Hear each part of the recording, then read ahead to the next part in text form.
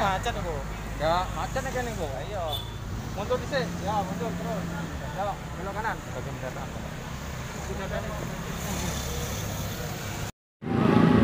Penyekatan yang apa namanya, orang-orang yang mau mudik, utamanya yang dari jauh-jauh. Tapi kalau hanya satu kali sejalan, Bondowoso, Situbondo, Jember, oke lah, silakan. Tapi protokol kesehatan tetap patuhi.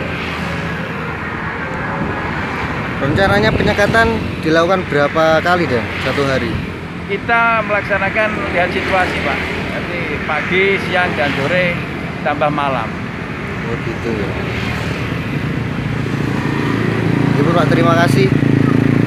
Kalau personelnya gabungan, ada TNI Polri, Pol PP, Banser, Senkom, Dishub,